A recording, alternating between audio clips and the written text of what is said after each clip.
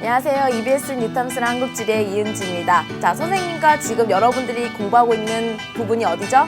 그렇죠. 자연지리는 이미 이전에 끝냈고 지금 선생님과 인문지리를 하고 있습니다. 인문지리는요, 그야말로 주인공이 인간이에요. 그래서 지난 시간까지는 선생님과 인간이 살고 있는 공간, 정주 공간에 대해서 공부를 했습니다. 인간이 살고 있는 정주 공간은 대표적으로 촌락과 도시가 있는데 그 촌락과 도시의 정주 체계와 도시 내부 구조까지 잘 살펴보고 왔습니다. 자, 오늘은 뭐를 공부할 거냐면 인간이 살아가는 데 있어서 필요한 것들, 유용하게 사용하는 것들, 그리고 가치가 있는 것들에 대해서 배울 겁니다. 한마디로 자원인데요. 이 자원에 대해서 본격적으로 이야기를 하기 전에 선생님과 사진 한 장 같이 보고 이야기를 나눠볼게요. 자, 이 사진은요, 지금 영어로 적혀 있지만 공기가 담겨 있는 통조림입니다. 그런데 특별한 공기예요. 파리에서 채취한 공기, 그 다음에 프라하에서 채취한 공기, 뉴욕에서 채취한 공기, 특정 도시들의 채취가 담겨 있는 공기 통조림입니다. 공기도 저렇게 해서 파나요, 선생님? 사실 그 조선시대 우리 조상님들은요, 아마 슈퍼마켓에서 팔고 있는 생수만 보더라도 깜짝 놀랄 거예요. 어떻게 물을 돈을 주고 먹냐. 그것처럼 이제 공기도 돈을 주고 사 먹는다는 게 별로 신기하고 어색한 일이 아닐지도 모릅니다. 실제로 한 통에 한 10,000원 정도에 판매가 되고 있는데요. 지금 이 공기는 향수병에 걸린 사람들을 치료하는 데 쓰이기도 한다고 해요. 자, 그래서 이 선생님이 이 그림을 가져온 이유는 뭐냐면 정말 자원이라는 거는 인간이 어떤 의미를 부여하느냐에 따라서 의미가 달라질 수도 있고요. 하루아침에 자원으로서 가치를 가질 수도 있다는 얘기를 하고 싶어서 이 그림을, 사진을 가지고 왔습니다. 자, 그러면 우리가 본격적으로 오늘 배울 내용이 뭔지 크게 내용을 살펴보도록 할게요. 자, 선생님이 너무 격하게 넘겼는데 자, 한번 보시면 자, 일단 자원이 뭔지 알아야겠죠. 자, 자원에 대해서 우리가 분류를 해볼 건데 먼저 의미상의 자원의 분류는 아주 간단하게 여러분들이 쉽게 이해를 할 수 있기 때문에 넘어갈 거고요. 여기서 이제 재생 수준에 따라서 분류를 하는 그 기준을 좀 잘 공부를 하셔야 됩니다. 그 다음에 그 특성, 3가지 특성이 있어요. 그 3가지 특성을 선생님과 꼼꼼하게 한번 살펴볼 거고요. 이것을 종합해서 작년 수능에 한 문제가 나왔죠. 그래서 그 문제도 한번 살펴볼게요. 그 다음에 광물 자원과 에너지 자원에 대해서 공부를 할 건데 광물 자원은 우리나라가 그렇게 많은 광물 자원을 보유하고 있지는 않지만 이 지형과 관련해서 시험 문제에 나올 수 있는 광물 자원이 있습니다. 그래서 그것을 조금 살펴볼 거고 최근에 이 광물 자원이 재개발되고 있는 것들도 있기 때문에 이 앞의 내용과 연결해서 살펴볼 내용들도 있어요. 그 다음에 에너지 자원의 분포와 이용입니다. 오늘 배울 핵심 내용은 여기에 있습니다. 우리나라, 지금 한국지니까 우리나라가 지금 현재 사용하고 있는 에너지 자원의 소비 구조, 소비량이 어떻게 구성되어 있는지 한번 이 부분을 중점으로 여러 가지 자료를 통해서 우리가 공부를 해볼 거예요. 그러면 먼저 자원의 의미에 따라서 분류를 해볼 건데요. 자, 선생님이 가끔 여러분들에게 꿈과 희망을 주기 위해서 여러분들은 정말 소중한 대한민국의 인적 자원입니다. 이렇게 얘기를 하기도 할 거예요. 자, 여기서 여러분들을 선생님이 인적 자원이라고 했죠. 그래서 정말 넓은 범위에서 보면 여러분들도 인적 자원이고요. 앞에서 보여줬던 선생님이 얘기했던 그런 공기도 자원이 될 수도 있습니다. 넓은 의미에서 자원은 이 세상의 모든 것이 될 수 있어요. 그런데 이 세상의 모든 것을 지금 한국지리에서 배울 수는 없죠. 한국지리에서 배우는 거는 주로 여러분들이 자원하면 떠오르는 것들, 석유, 석탄, 천연가스 같은 에너지 자원, 철, 구리와 같은 광물 자원 같은 게 아마 딱 떠오를 텐데 그걸 배우는 거예요, 사실. 그래서 이 광물 자원과 에너지 자원에 초점을 두고 배울 겁니다.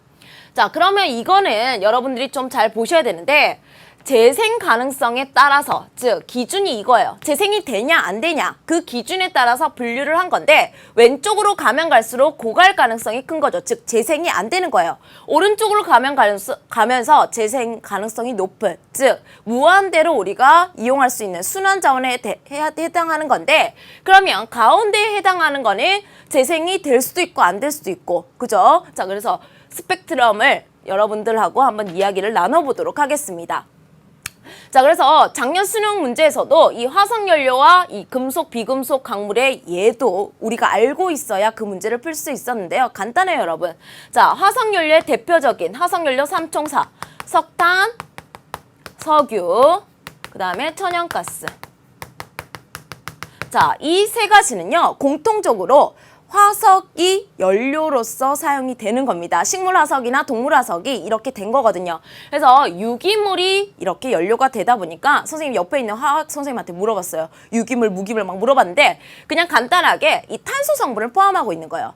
그렇기 때문에 얘네들은 연소하는 과정에서 산소와 만나서 CO2라는 기체를 발생을 시켜요. 그런데 이 CO2는 여러분 앞에 우리 기후할 때 특히 기후변화에서 지구온난화를 일으키는 근본적인 원인 기체, 온실 기체라고 배웠죠. 그래서 그거와 관련된 선지가 이 자원 파트에서도 나옵니다. 자, 그래서 지구 온난화와 연결해서 우리가 또 관련된 선지가 나오는 문제를 살펴볼 거고요.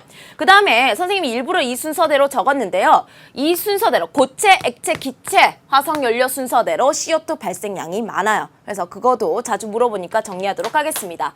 그 다음에 비금속 광물과 금속 광물이 있는데 광물은 그야말로 생물하고는 상관이 없대요. 그냥 자연 상태에서 무기 과정이라는 그런 과정에서 만들어지는 건데 그런 건 알 필요 없고요. 몇 가지 예만 기억을 하면 비금속 광물의 대표적인 건 석회석, 약간 흙 같은 거죠, 흙. 그 다음에 고령토. 자, 금속 광물 하면 여러분들 금속 하면 떠오르는 거, 뭐 철, 그죠? 철 성분이 많은 철광석, 그 다음에 구리, 그 다음에 텅스텐. 이 정도 세 가지만 여러분들은 꼭 기억을 해주셨으면 좋겠습니다.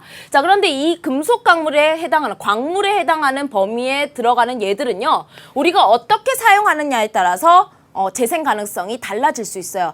즉 재활용을 잘하면 잘할수록 한 번 쓰고 또 쓰고 또 쓰면 우리가 그 고갈 시기를 좀 늦출 수가 있겠죠. 그래서 여러분들 평소에 재활용 잘하라고 하는 겁니다. 그래서 이런 것들은 우리가 어떻게 사용하느냐에 따라서 고갈 시기가 늦춰진다. 그 다음 이 오른쪽으로 가면 갈수록 거의 무한대로 제공이 되는 겁니다. 그래서 순환 자원이라고 불리는 재생 자원. 이거는 우리가 나중에 신재생 에너지에서 또 따로 다룰 수 있는 내용이니까 간단하게 이렇게 넘어가도록 할게요.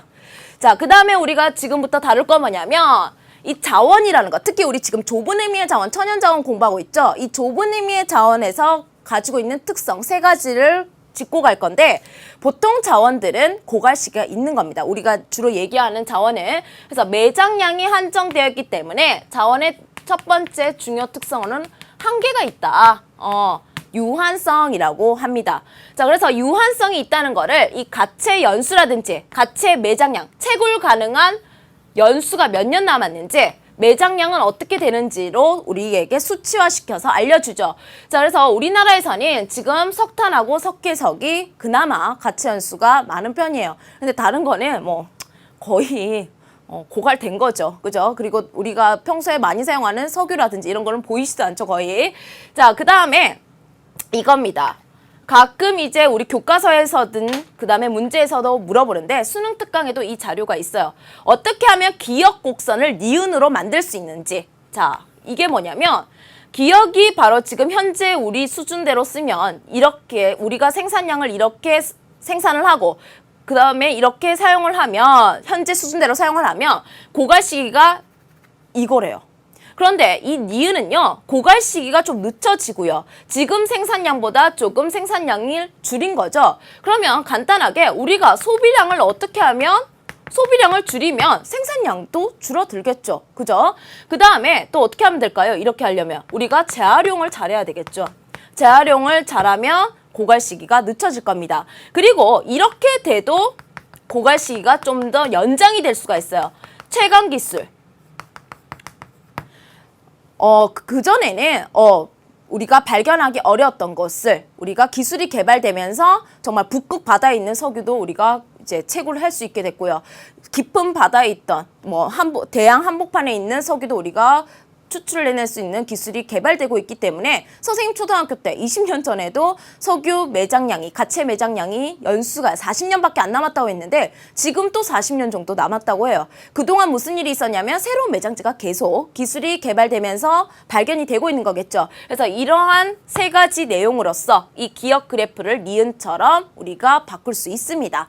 자, 그 다음 두 번째 자원의 특징은 뭐냐면 정말 안타깝게도 정말 신이 공평하게 석유 인구 분포에 맞게 n분의 1씩 이렇게 분포를 시켜줬으면 좋았을 것을 안타깝게도 특정 자원은 대부분 특정 지역에 편중되어서 분포를 합니다. 그래서 우리가 뭐라고 하냐면 자원이 가지는 편제성이라고 얘기를 하죠.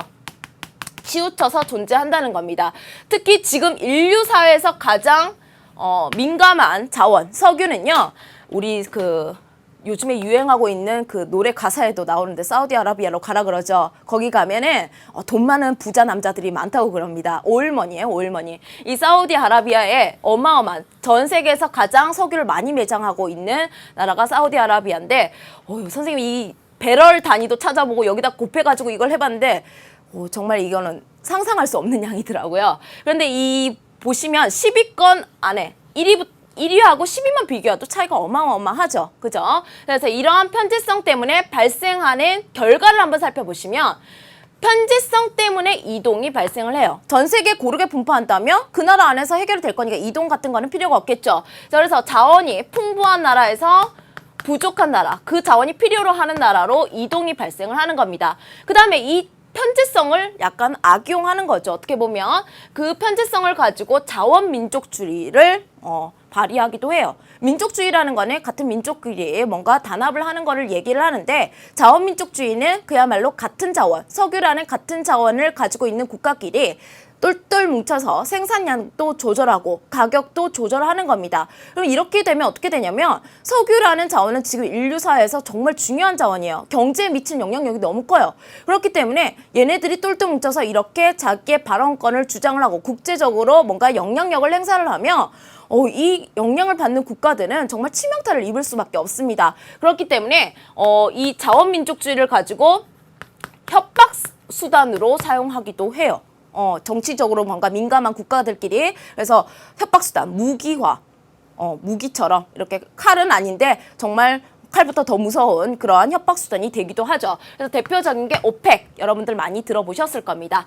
자, 그 다음에 이제 가변성인데, 자, 이런 자원은요, 우리가 앞에서 처음 봤던 사진처럼 공기라는 것은 우리가 자원으로 이야기하지 않았던 것들입니다. 그런데 이제는 자원이 될 수도 있죠. 그렇기 때문에 이 세상의 모든 것은 의미가 이렇게 변할 수 있어요. 자원의 의미가 변할 수 있는데, 자, 나눠보면 기술 수준에 따라서 정말 그 의미가 격상된 대표적인 자원이 바로 석유입니다.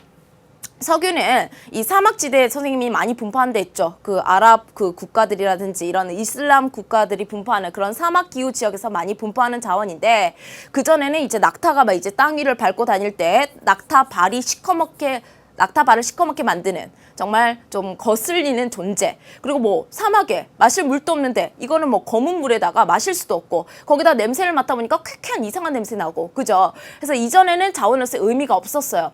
근데 이게 알고 봤더니 엄청난 에너지를 가지고 있었다는 걸 알게 됐겠죠, 어느 순간. 그리고 이 석유를 정말 여러 단계로 정제해서 사용 용도에 따라서 필요에 따라서 쓸 수 있게 기술이 개발이 된 겁니다. 그래서 기술이 개발됨으로써 인류 사회에 정말 중요한 자원이 된 거예요. 그리고 우라늄도 마찬가지예요. 우라늄도 그전에는 그냥 돌멩이예요, 돌멩이. 근데 얘가 엄청난 에너지를 가지고 있다는 것을 알게 되면서 정말 자원의 의미가 급부상한, 달라진 대표적인 예들이겠죠. 그 다음에 경제적 조건인데, 이거는 뭐냐면 기술적으로 개발이 가능하더라도 경제성이 있냐 없냐에 따라서 그 자원의 가치가 하루아침에 뚝 떨어질 수도 있고요. 급부상할 수도 있습니다. 경제성이 있어야 된다는 얘기는 뭐냐면 그래도 뭔가 남는 게 있어야 된다는 거죠. 그죠? 수익이 있어야 된다는 거예요. 투자보다 수익이 많아야 경제성이 있는 겁니다. 그래서 대표적인 예, 이거는 한국지리에서 정말 많이 나와요. 우리나라에서 이 무연탄과 텅스텐의 예가 많이 나오는데, 무연탄과 텅스텐은 80년대만 하더라도 우리나라에서 정말 활발하게 채굴이 됐던 그런 자원들이에요. 특히 텅스텐 같은 경우에는 우리나라 한때 수출 품목 1위도 하기도 했는데 지금은 거의 캐지 않죠. 왜? 캐면 캘수록 적자예요. 인건비가 더 들고 채굴하는 비용이 더 들기 때문에 하지 않습니다. 즉 경제성에 따라서 의미가 하루 한순간에 자원으로서 의미를 잃은 예입니다. 나중에 좀 더 자세히 살펴볼게요. 그 다음에 문화적 배경에 의해서도 정말 어떤 지역에서는 중요할 수도 있지만 어떤 지역에서는 전혀 의미가 없는, 자, 예를 들어서 돼지고기. 여러분들에게 돼지고기란 너무 소중한 식량 자원인데 이슬람 교인들에게 돼지고기랑 절대 먹어서는 안 되는 그런 거죠. 자, 그러니까 이건 전혀 자원으로서 의미가 없고, 힌두교들에게 소고기도 마찬가지입니다. 신이에요, 신. 소가 신이기 때문에 절대 먹어서는 안 되겠죠. 자, 그렇기 때문에 문화에 따라서 이렇게 의미가 달라진다는 거. 자, 그러면 우리가 이 가변성과 관련해서 정말 중요한 그래프를 하나 배울 겁니다. 지금 자연 상태, 이 세상의 자연 상태의 모든 것은 자원이 될 수가 있습니다. 근데 그것을 지금 다 우리가 자원이라고 하지는 않죠. 먼저 기술적으로 개발 가능한 자원, 좀 안쪽으로 들어왔습니다. 기술적으로 개발이 가능해야지 인간이 쓸 수 있죠. 그래야지 정말 자원으로서 가치를 가지는 겁니다. 그런데 기술이 있다고 해서 다 캐는 건 아니라고 했죠. 우리 지금 무연탄 캘 수 있어요. 텅스텐 캘 수 있습니다. 그런데 왜 안 캐냐? 경제성이 없으니까. 즉, 경제성이 있는 자원이 되어야지만 진정으로 우리가 자원의 가치가 있다고 볼 수 있겠죠. 그래서 이 그래프나 이 그래프는 같은 겁니다. 좀 엔드를 만족시켜야 경제적 의미의 자원까지 들어오는 거죠. 우리 수학 시간에 이런 그래프는 더 이 조건을 만족해야 되는데, 자, 여러분들은 이 예를 통해서 여러분 선생님과 정리를 해볼 거예요. 자, 선생님 이걸 통해서 좀 더 정리를 해볼 건데, 울릉도와 독도 해저에 있는 메탄하이드레이트. 선생님 이거 저번에 우리 독도 공부하면서 배웠던 건데, 자, 메탄하이드레이트는 그전에는 이게 뭔지도 몰랐고 이게 뭐 어디에 써야 되는지도 몰랐어요. 그런데 이게 천연가스에 메탄 성분을 아주 많이 함유하고 있는 그러한 엄청나게 중요한 자원이라는 걸 알게 됐습니다. 지금은 기술까지 개발이 돼서 자연 상태에서 기술적 의미까지 올라왔죠. 그런데 경제성이 있지는 않아요. 지금 보편적으로 쓸 수는 없습니다. 아직 개발 단계이기 때문에. 그래서 여기까지 올라왔어요. 이렇게 의미가 변했습니다. 자, 그 다음 석회석과 고령토는요. 지금 우리나라에서 매장량이 아주 풍부하고요. 심지어 고령토 같은 경우는 질도 너무 좋기 때문에 수출도 하게 해요. 수출도 하기도 합니다. 자, 그래서 이거는요. 그야말로 우리나라의 매장량도 많고 지금 현재도 최고라고 있다는 거는 뭐가 있는 경제적 의미가 있는 자원이죠. 물론 처음에 얘들도 자연 상태에 있었던 건데 지금 경제적 의미에 해당을 하는 겁니다. 자, 그 다음 3번을 한번 볼게요. 80년대 후반 생산량이 급감한. 그전에는 캤다는 거죠. 즉 경제적 의미가 있었던 겁니다. 그런데 지금은 캔다 안 캔다? 안 캐요. 안 캐고 하지만 기술은 있습니다. 그래서 경제적 의미에서 기술적 의미로 의미가 변한 예로서 아주 많이 나옵니다. 아시겠죠? 자, 그 다음에 이걸 한번 더 볼게요. 이거 약간 업그레이드 된 겁니다, 여러분. 지금 선생님이랑 방금 이 봤던 부분을 지금 세로축에 배치를 했고요. 이건 바로 뭐냐면 우리가 제일 앞쪽에서 배웠던 자원의 분류예요. 자, 그래서 지금 가장 고갈 가능성이 높은 화석연료부터 재생 가능성이 높은 순환자원, 재생자원까지 배치가 되어 있죠. 그래서 이게 작년 수능에 나왔던 유형인데 얘들을 통해서 선생님과 한번 잡아보도록 할게요. 근데 이런 문제가 이게 두 개가 복합적으로 나왔을 때는 약간 조심해 주셔야 됩니다. 긴장을 해주시고. 자, 자급률이 높대요. 아, 우리나라에서 국내 생산을 하는구나. 석회석과 고령토 얘가 나왔죠. 그러면 우리가 이걸 하기 전에 이 석회석과 고령토가 어디에 해당하는 자원인지부터 찾아야 돼요. 어디에 해당하죠, 이거는? 비금속 광물이죠. 비금속 광물인데 얘는 지금 현재 경제적 의미의 자원에 해당합니다. 그렇기 때문에 얘는 C의 위치에 해당하는 거죠. 그 다음 또 해볼까요? 80년대 후반, 방금 했죠. 지금은 캐지 않습니다. 그런데 이 무연탄의 위치부터 찾고 시작해야 돼요. 무연탄은 뭐죠? 석탄. 대표적인 화석연료입니다. 원래는 경제적 의미가 있었는데 지금은 기술적 의미로 떨어졌죠. 그래서 이거는 B예요. 만약에 다른 곳에 뭐 이렇게 뭐 G 이런 게 있는데 G라고 하시면 안 돼요. 왜? 이거는 무연탄은 금속 광물이 아니라 화석연료이기 때문에. 그래서 그 위치도 찾고 의미도 같이 찾아야 되는 겁니다. 그 다음 또 무연탄이에요. 최근에 중국에서 수입하던 석탄의 가격이 너무 높아져서 이전에 폐광시켰던 무연탄 광산을 다시 재개발을 한다고 합니다. 즉 다시 어떤 의미를 가지게 됐다? 다시 경제적 의미를 가지게 된 거죠. 자, 그래서 이 B의 위치가 살짝 이쪽으로 와주면 더 좋긴 A의 위치가 지금 A는 제대로 돼 있네. 사실 B가 좀 왼쪽으로 와줬어야 되네요. 그죠? 자, A의 위치에 해당을 하고요. 화석연료니까 기술적 의미로 떨어졌던 게 다시 경제적 의미로 올라온 거죠. 그래서 이게 A가 되는 겁니다. 그 다음 신재생 에너지는 여기에 해당합니다. 그죠? 이 신재생 에너지에 해당하는 것들은 지금 현재 거의 이제 경제적 의미, 이제 약간 투자보다 수익성이 나기 시작했어요. 그래서 지금 어디까지 올라왔다고 얘기할 수 있다? 2에 해당한다라고 얘기할 수 있습니다. 그 다음에 바닷물에서 채취할 수 있는 희귀 금속, 리튬. 금속이죠. 그러면 이 라인에서 찾아야 되는데 지금은 어떤 단계까지만 올라왔냐면 기술이 개발됐대요. 선생님이 신문 기사를 보고 가져온 예인데요. 기술이 개발됐기 때문에 지금 현재는 뒤에 있죠. 근데 이게 지금 기술이 개발되고 보편적으로 우리가 사용하게 되면 어디까지도 올라올 수 있다? 여기까지도 올라올 수 있겠죠. 경제적 의미까지. 그래서 이렇게 자원의 의미는 변화 가능하다. 가변성과 관련된 문제가 나왔었습니다. 바로 2014학년도 수능 문제였는데요. 이 문제는 그야말로 요즘 그 추세는 사례를 주고 이 사례가 어디에 위치하는지를 찾아보는 문제가 계속 나오고 있습니다. 일단은 뭐가 재개된 거죠? 철강석이 다시 재개발이 됐다는 얘기가 나오고요. 그 다음에 여기는 태양광이 그 다음에 태양광을 이용한 전력 생산과 거래가 최근 급격히 증가했다라는 예가 나옵니다.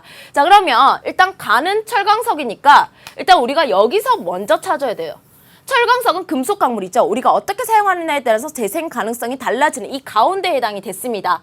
그리고 다시 재개발됐다는 거는 기술적 의미에서 경제적 의미로 그 의미가 더 올라갔다는 겁니다. 자, 그래서 가는 바로 이 D에서 C로 올라가는 그 하살표가 돼야 되고요.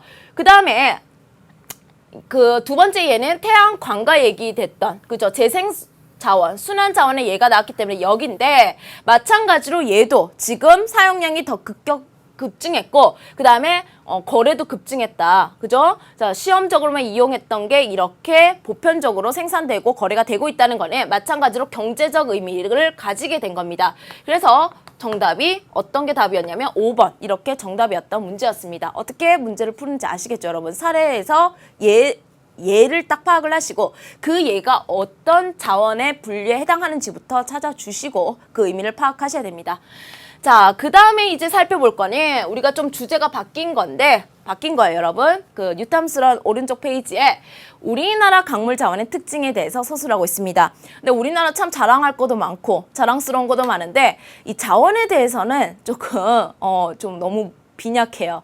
자, 먼저 한번 보시면 한반도는 선생님이 어떤 땅을 했죠? 젊은 땅, 오래된 땅. 오래된 땅이에요. 정말 지구의 역사, 지구의 나이와 거의 비슷하게 모든 역사를 같이 했는데 그렇기 때문에 시원생 때부터 그 만들어진 그거와 관련된 광물들이 다 분포를 해요. 근데 그 양이 어떠냐면 다양하긴 한데 양이 아주 적습니다. 그래서 여러분들 그 초등학교 때나 중학교 때 지구과학실 같은 데 보면 그 암석 덩어리를 조금씩 이렇게 전시해 놓은 거기를 뭐라고 그래요? 표본실이라 그러죠. 그래서 우리나라 그 광물 자원의 분포를 사람들이 이렇게 얘기해요. 광물의 표본실.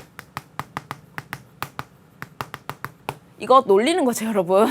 뭔가 하나가 있어도 제대로 있어야 자원으로서 이게 뭐 가치가 있는데 이거 놀리는 것도 아니고 조금씩 있는 거예요. 채굴할 거도 없고 개발 비용이 더 드는, 그래서 자원으로서 가치가 별로 없습니다. 그런데 그나마 있는 게 뭐냐면 비금속 광물은 그래도 있어요. 여기 한번 볼게요. 우리나라 전체 광물 중에서 거의 90%, 89.2%가 비금속 광입니다. 흙 같은 거. 석회석하고 고령토가 있었죠. 그럼 금속광 한번 찾아볼게요. 눈 크게 뜨고. 금속광은 0.9%입니다.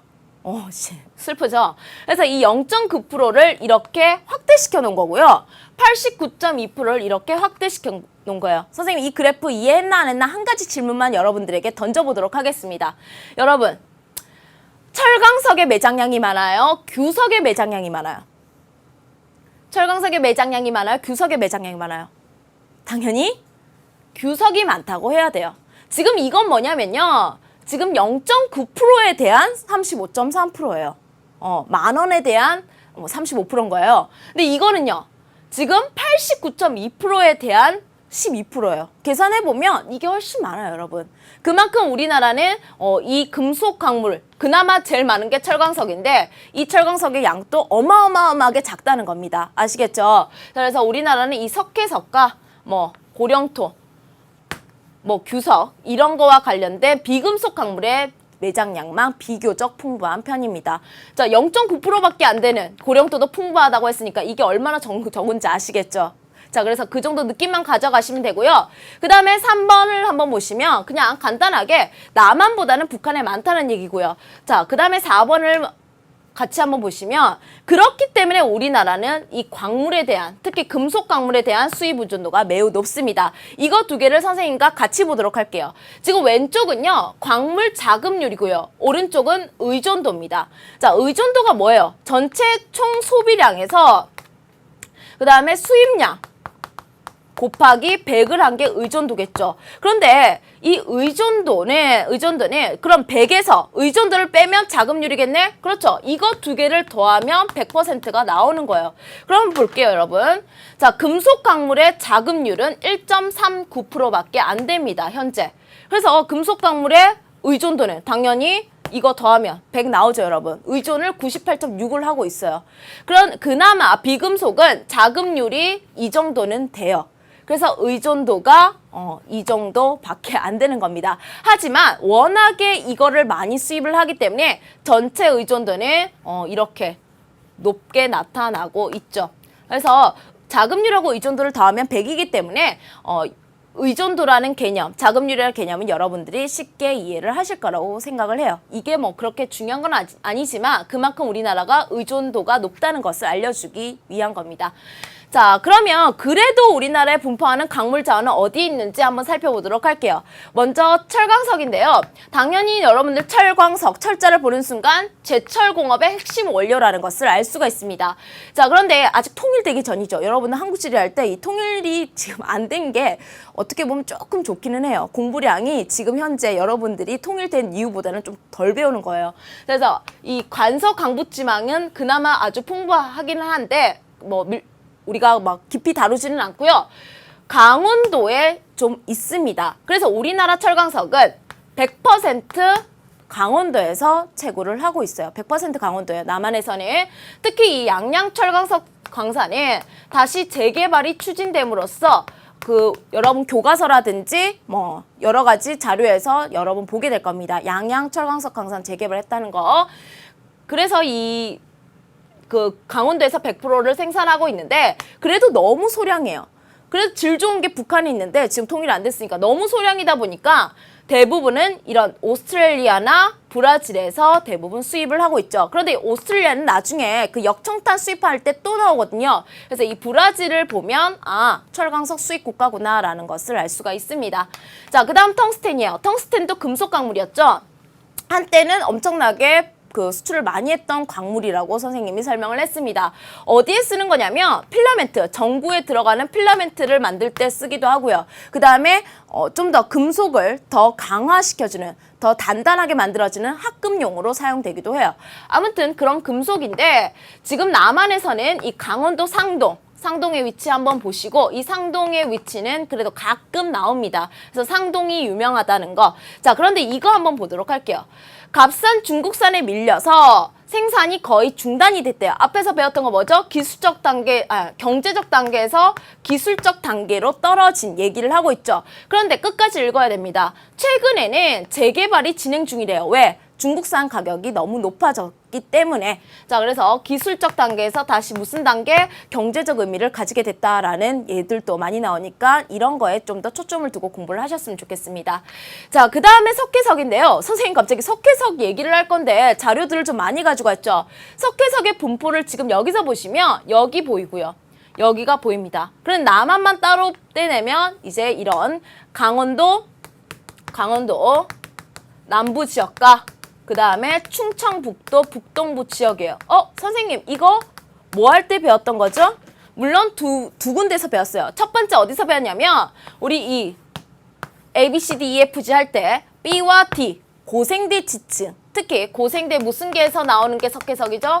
고생대, 조선계 지층, 고생대 전기대 바닷속에서 쌓인 그 지층에서 나오는 게 석회석입니다.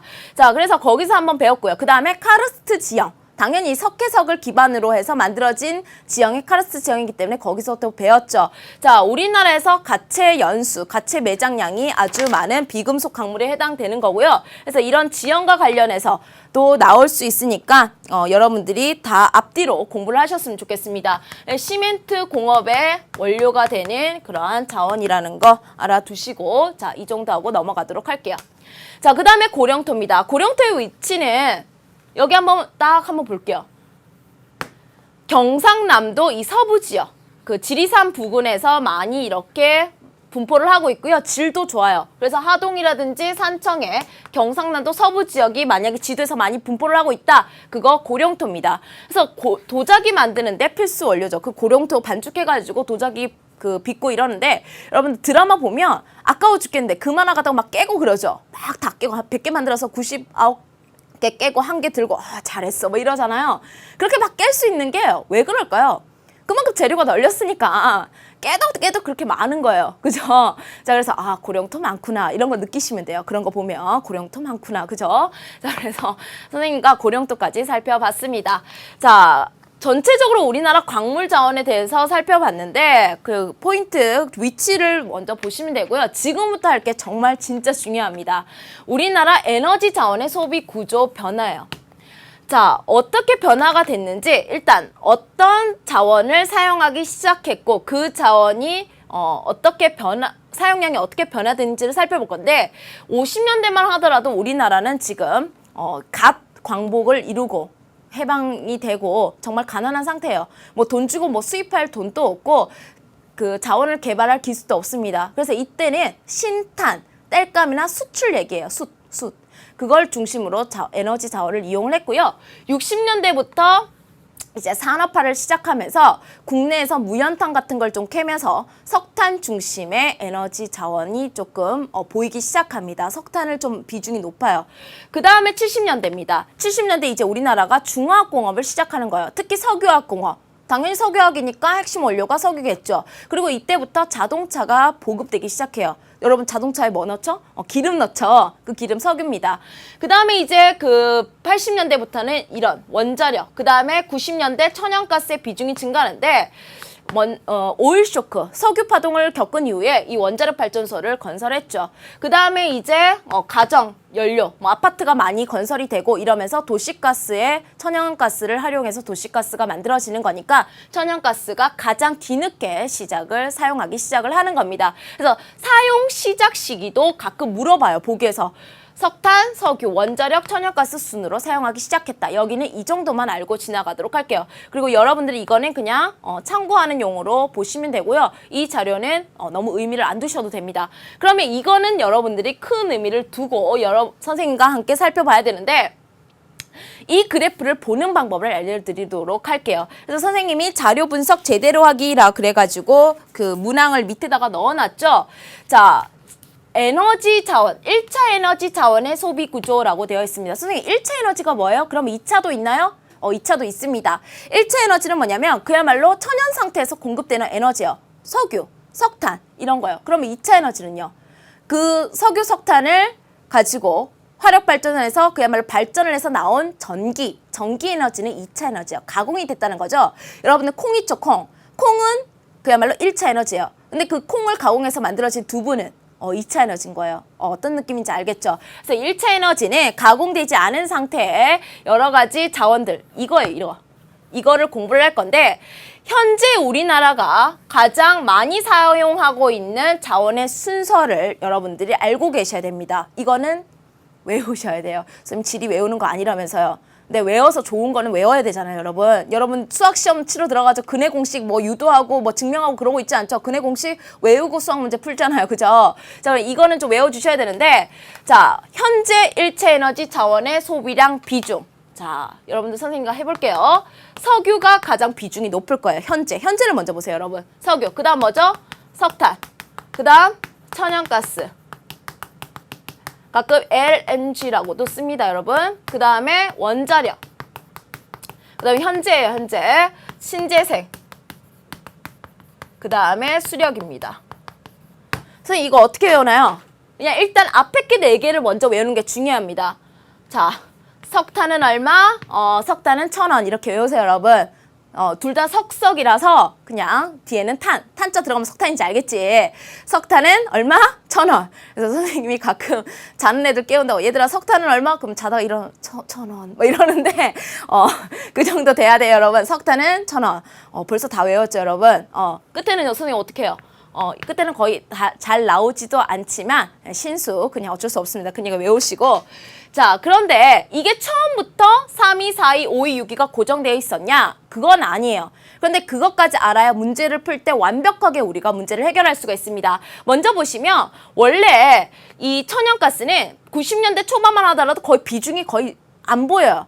그런데 지금 치고 올라와가지고 원래 천연가스는 4위였어요. 2000년대만 하더라도 4위였는데 2010년 현재 수치를 보면 3위로 올라선 거죠. 그래서 이 두 개 순위는 바뀜으로써 3위가 됐다는 것도 알고 계셔야 됩니다. 왜? 문제 풀 때 알아야지 해결되는 문제가 있어요. 자, 그래서 천연가스는 천연가스와 원자력 순위는 천연가스가 4위에서 3위로 올라오면서 순위가 변동된 거야. 그만큼 사용량이 어떻게 됐다는 걸 알 수 있다? 급증했다는 것을 알 수 있죠. 그 다음 수력과 신재생도 마찬가지입니다. 신재생은 원래 꼴찌였어요. 꼴찌. 그런데 20세기 미래에너지로 막 각광을 받고 개발도 많이 하고 이러다 보니까 수력이 밀린 거예요. 그래서 신재생도 6위에서 5위로 올라오면서 얘도 개발이 많이 되고 성장을 많이 했다는 걸 알 수 있으면서 얘네들도 원래 위치가 지금 현재로 바뀐 겁니다. 자, 근데 이것보다는 이 두 번째 천연가스가 4위에서 3위로 올라왔던 내용이 좀 더 자주 출제가 되죠. 그 다음에 이산화탄소 발생 전도. 이것도 문항에 너무 자주 나옵니다. 이산화탄소와 관련된 거는 화석연료 뭐였죠? 석탄, 석유, 천연가스인데 이 화석연료 삼총사인데 선생님이 어떤 순서대로 많이 발생시킨다? 고체, 액체, 기체 순서대로 많이 발생을 시킵니다. 근데 여러분들 착각하시면 안 돼요. 이 그래프를 보고 선생님 석유가 지금 사용량이 주네요? 사용량이 준다고 얘기하시면 안 돼요, 여러분. 이거는 지금 뭐냐면 비중이에요, 비중이에요. 실제로 우리나라는 지금 에너지 자원의 수입이라든지 사용량이 끊임없이 증가하고 있습니다. 그래서 전체에서 차지하고 있는 비중을 얘기하고 있기 때문에 실제로 석유는요, 지금 계속 사용량이 증가하고 있거든요. 그런데 그 해에 전체 사용되는 에너지에서 석유가 차지하고 있는 비중, 전체 사용되는 에너지에서 석유가 차지하고 있는 비중, 이렇게 계산을 하다 보니까 지금 비중은 낮아진 건 맞아요. 비중은 낮아졌지만 사용량은 사실은 증가하고 있는 겁니다. 아무튼 석유는 지금 이 이후에 70년대 이후에 단 한 번도 1위 자리를 내준 적이 없이 1위 자리를 차지하고 있어요. 그래서 석유, 석탄은 1, 2위 자리가 변함이 없다는 것도 알아두시고 그게 문제를 풀 때 많이 적용이 되니까 선생님과 지금부터 하나하나 보도록 하겠습니다. 자료와 친해지기 첫 번째부터 지금 여러 개가 나올 건데 선생님, 여러분들 어릴 때 혹시 눈높이 했나요? 눈높이? 선생님 어릴 때 눈높이 했는데 처음에 나 바보로 하나 싶었어요. 똑같은 걸 막 2번씩 3번씩 풀게 하죠. 근데 그게 약간 효과가 있습니다. 그러다 보면은 안 봐도 그냥 딱 이해가 되고 보는 순간 문제가 풀리고 막 이러거든요. 자, 한번 볼게요. 가나다라마에 우리가 신재생 에너지가 나와 있으니까 나머지를 넣는 건데 가장 여러분들이 그래프를 볼 때는 항상 최근을 먼저 보셔야 됩니다. 최근 1위가 뭐죠? 가네요. 당연히 석유입니다. 석탄은 얼마? 1,000원. 그 다음에 이게 뭐가 될까요? 석탄이 되겠죠. 그 다음에 1,000원인데 1,000원. 자, 1,000원을 찾아야 되는데 지금 이 수치를 보고 만약에 판단하기가 조금 조심스럽다. 그러면 뭐를 판단해야 되냐면 사용량이 더 급증하는 거를 찾아주셔야 됩니다. 이 라는요, 사용량의 변화가 크게 없어요. 그런데 다는요, 급격하게 비중이 증가했죠. 이게 뭐가 되는 거다? 천연가스가 되는 겁니다. 이게 뭐다? 비중의 변화가 별로 없는 거. 원자력이 되는 거고요. 이게 지금 수력이 되는 거겠죠. 자, 그래서 지금 이거 보시면 원자력 어때요? 그림에서도 이렇게 비중이 일정한다. 이것도 큰 힌트가 된다는 거 알아두시고. 자, 그 다음에 두 번째 자료입니다. 두 번째 자료는 좀 더 보기가 쉬운 자료를 선생님이 여러분들과 함께 한 번만 보기 위해서 가져온 거예요. 석유 한번 보세요, 여러분. 물론 비중이 지금 이 95년 이후에 줄고는 있지만 여전히 몇이다? 1이에요. 석탄 보세요. 지금 이 이후에 증가하고 있죠. 아무튼 1, 2위 자리는 변화가 없습니다. 1, 2위 자리는 변화가 없어요. 그 다음에 3, 4위를 보시면 이렇게 크로스가 되면서 순위가 바뀌고 있고요. 그래서 1,000원이 되는 거고 그 다음에 신재생과 수력은 그 이전에 순위가 바뀌었죠, 이미. 자, 그래서 그런 그래프를 쉽게 보기 위해서 가지고 왔고요. 그 다음에 선생님과 또 해볼게요, 여러분. 자, 항상 어디를 보라? 현재를 보라. 현재 가장 비중이 높은 건 뭐다? 바로 B. 뭐가 돼요, 여러분? B가 석유가 되는 거고요. 그 다음에 2위가 석탄. 석탄은 1,000원이죠. 그 다음에 3위예요. 3위. 자, 3위를 찾는데 물론 이 지금 D가 C보다 많은 것도 눈에 띄긴 해요. 근데 뭐 불안하다. 변화 추세를 보세요. CD를 비교를 할 건데 얘는 거의 그대로예요. 근데 얘는요, 급증하고 있죠? 자, C가 원자력, D가 천연가스, 그럼 남아있는 거 수력, 이렇게 하시면 됩니다. 자, 선생님 이제 지겨워요. 그만하면 안 될까요? 자, 한 번 더 볼게요. 자, A가 뭐죠? 석유, B가 석탄, 석탄은 1,000원이에요. 자, 바보라는 것도 아니고 그죠? 자, C가 그러면 거의 그대로고 D는요 폭발적으로 증가했으니까 얘가 뭐가 되는 거다? 천연가스가 확실하죠. 그 다음에 얘가 원자력. 자, 이렇게 되는 겁니다.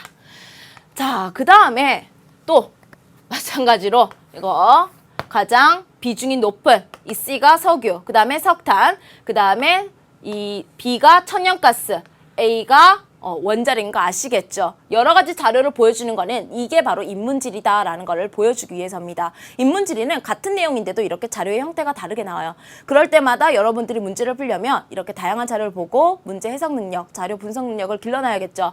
자, 그 다음에 이거는 선생님이 내용이 좋아서 가지고 온 겁니다. 여러분들의 보여주기 위해서입니다. 지금 단순하게 소비량이라든지 소비량 비중으로도 충분히 가나다를 먼저 찾아볼 수가 있어요. 다 한번 볼게요.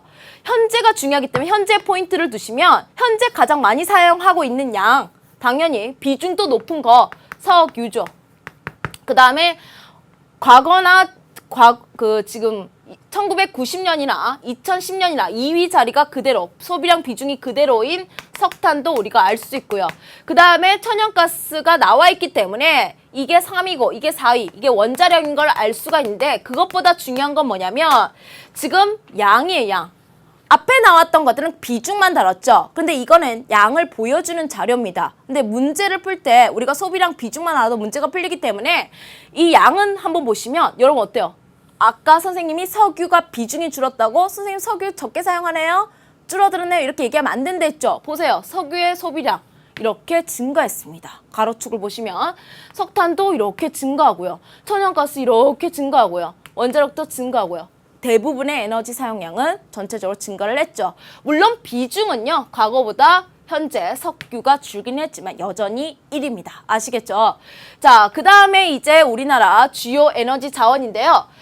에너지 자원, 주요 에너지 자원의 분포에서 특히 화석연료 삼총사를 우리가 좀 뜯어볼게요. 화석연료 삼총사, 석탄, 석유, 천연가스죠. 여기서 이제 관련된 내용이 선지에서 나올 수 있기 때문에 좀 세부적인 내용을 알고 계셔야 됩니다. 석탄을 보시면 탄화 정도에 따라서 이렇게 나눈다고 해요. 탄화가 많이 된 거고요. 탄화가 덜 된 순서가 바로 이렇게 가는 건데 탄화가 많이 될수록 이렇대요. 그냥 들으세요, 여러분. 탄화가 많이 될수록 좀 고체 상태에 가깝고요. 탄소 성분이 많다고 합니다. 그래서 무연탄은요. 그야말로 연기가 안 나는 석탄이라고 해서 무연탄이라고 하는데 다른 거는 우리나라 풍부하지 않아요. 특히 역청탄은 제로예요, 제로. 근데 이 무연탄은 그래도 있죠. 우리나라 어느 시대 무슨 지층? 고생대, 평안계. 아까 석회석은 고생대 조선계였죠. 얘는 평안계, 고생대 후기 지층, 중생대 초기까지 쌓인 그 육성층에서 이 무연탄이 많이 매장이 되어 있습니다. 그런데 우리나라 그 옛날 드라마라든지 이런 데 보면 그래도 그 연탄 갈고 이런 모습이 보이는데 여러분들 요즘에 집에서 연탄 가나요? 거의 없을 거예요. 왜냐하면 우리나라 가정용 연료가 과거에 석탄, 뭐 그 전엔 신탄이었죠. 그러다가 석유 보일러로 바뀌고 대부분 아파트로 그 가정 그 형태가 집 형태가 바뀌면서 지금은 천연가스를 주로 가정용 에너지 원료로는 쓰죠. 그러면서 소비량이 급감했습니다. 지금 어디서 쓰나요? 그러면 그나마 뭐 저기 고기 구워 먹으러 가면 이렇게 연탄에다가 이렇게 굽고 그 정도예요, 그죠? 그래서 이 무연탄의 사용량이 줄어들다 보니까 정부에서 모여서 의논을 했어요. 자, 우리가 석탄 산업에 대해서 합리적으로 한번 생각해보자. 그럼 합리적으로 생각했을 때 이걸 캐는 게 합리적이냐 안 캐는 게 합리적이냐? 안 캐는 게 합리적이라는 결론이 나온 거죠. 그게 바로 뭐다? 석탄 합리화 정책이에요. 합리적으로 생각해봤을 때 그냥 중단을 시키자.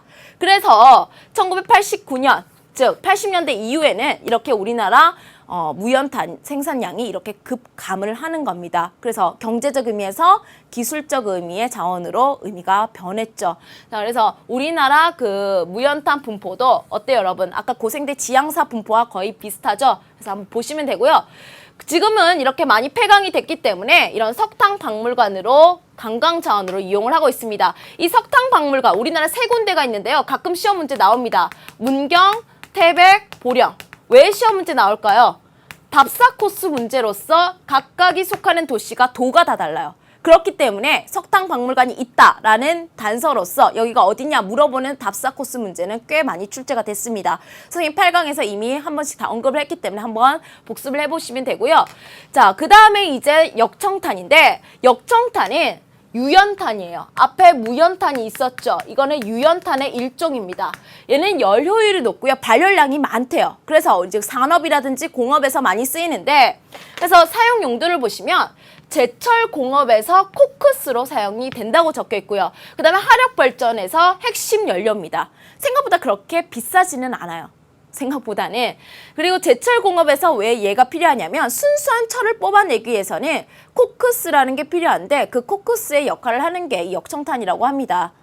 그래서 제철 공업에도 철광석과 함께 필수 연료로 쓰이고요. 그다음에 화력 발전에 쓰인다는 거. 그런데 문제는 뭐다? 국내에서 생산이 안 된다. 그래서 100% 수입을 합니다. 100% 수입하는 나라에서 또 뭐가 있어요, 여러분? 또 오스트레일리아가 있죠. 앞에서 철광석 할 때도 오스트레일리아 받고 앞에 석유 매장 2위로 껑충 뛴 데도 오스트레일리아 있었고 부럽다, 그죠? 자, 그래서 인도네시아, 캐나다 이런 데서 오스트레일리아와 함께 수입을 많이 하고 있는 게 역청탄입니다.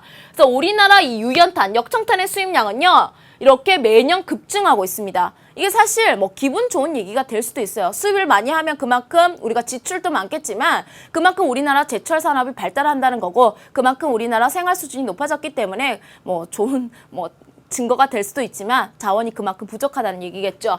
자, 마지막으로 갈탄입니다.